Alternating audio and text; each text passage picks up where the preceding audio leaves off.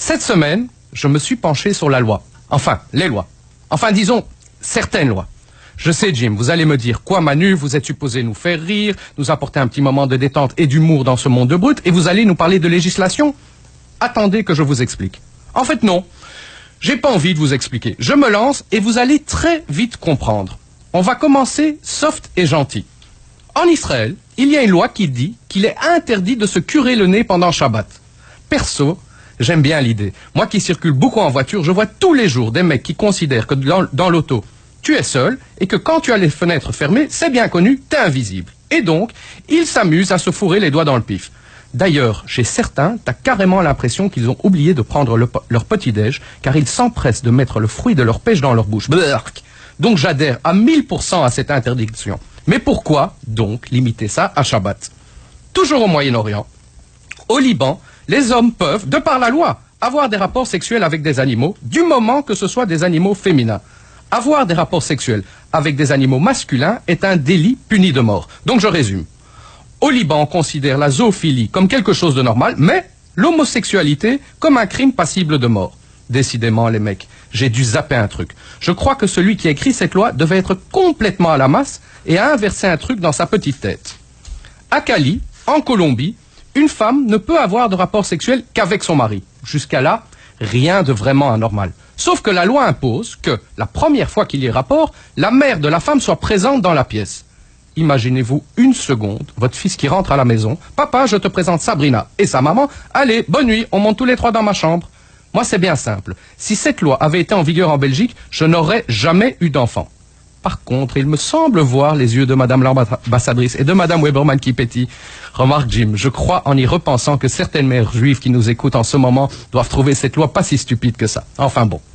Puis, il y a des lois que je peux comprendre, mais suis perplexe quant à la philosophie qui a mené à la promulgation de cette loi. Un exemple. Dans l'État américain du Maryland, les distributeurs de préservatifs sont illégaux. Ok. Un peu rétrograde, mais bon.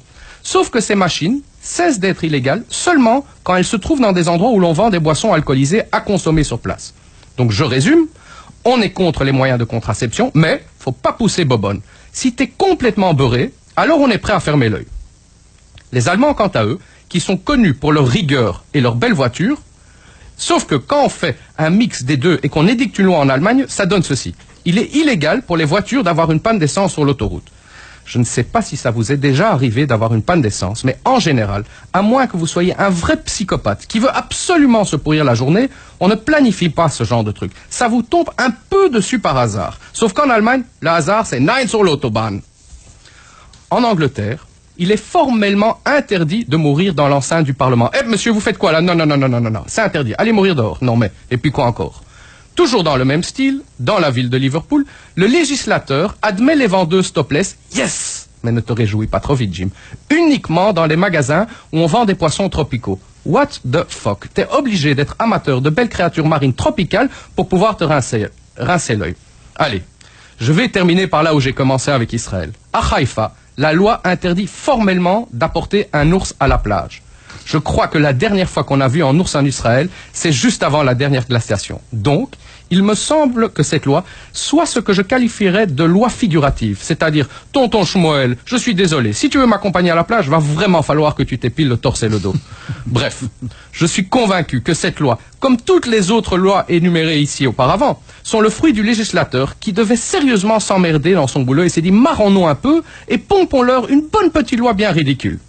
Ah, une dernière petite chose. Je tiens à vous dire que je n'ai rien inventé. Ce sont de vraies lois qui sont donc appliquées dans les pays où elles sont en vigueur. Et vu que nul n'est censé ignorer la loi, et qu'en plus, un auditeur averti en vaut deux, faites attention à vous.